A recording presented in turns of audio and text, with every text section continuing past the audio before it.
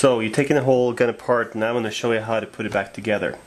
The first thing that goes back in is the mag release, and this gun is cool because you can put it either way, so you can make this a left-handed shooter real easy. Inside the mag release there's this little spring which I've cut to make it a little lighter, and this little plunger here. You push that in like that, and you can see how this sits like that. And this is the trigger bar plunger, which actually in the frame sits like this. So we want to put it back together like that inside the gun.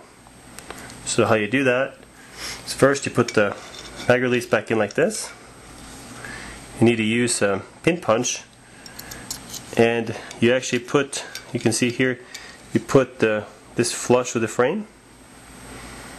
Take this, put it back in there like that. I just put it back in so I know where it's hitting the spring, and then make sure it's flush. Push this in hard here and push with my finger till I get it in, and you can feel if this feels correct, which it is, then it's good to go.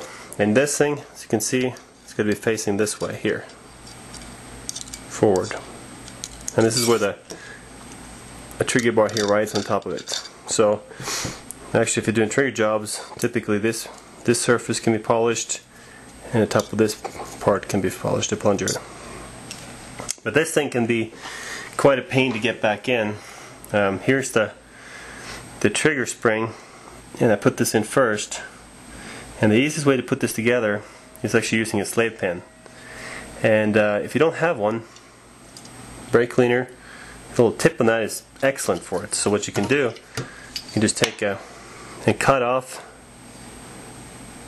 about this much, like that.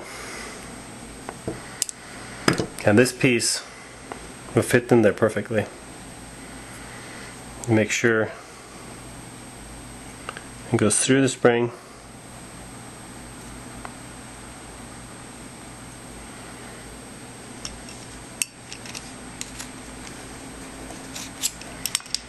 I'm going to use another one I made earlier. It's also good sometimes to make sure you don't have any sharp edges on it. So let me a little stone here.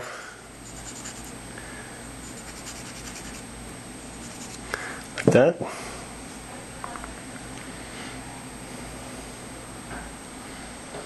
Holds the spring in, and you can see it just is flush on both ends right here. Now you put this bar back in like that, and what you do, make sure this little spring here is going to sit in this whatever you call that thing in there in the frame.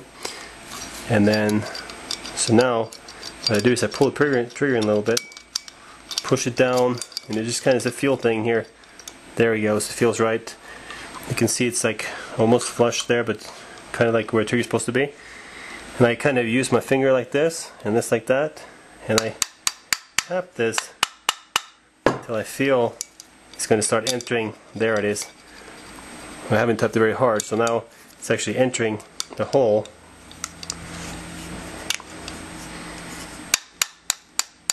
See, I keep it loose.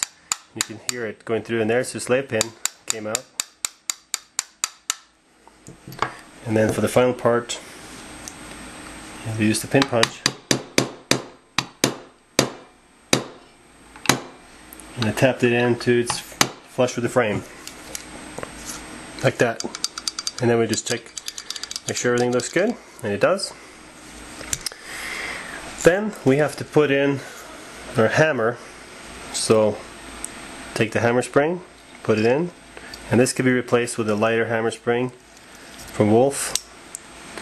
Put the hammer in using the strut, and I push in the hammer pin, and see I got it halfway in there. What I do is I hold it back, make sure I get it in and through all the way, because it's going to come through on the other side. I use my thumb to push it in. At some point I got it in right, final part in, and then we got to do a hammer pin, push that in, push that all the way down, and this is actually held in by the sear assembly who locks it in so it can't fall out. Now I took all this thing apart too, so let's put it back together. First thing you do, put the sear in, put the sear pin in halfway. I use my thumb like this. Make sure this doesn't come through very far. And this is also can be a little tricky to get back in, but spring sits like this. This can take me a while sometimes, so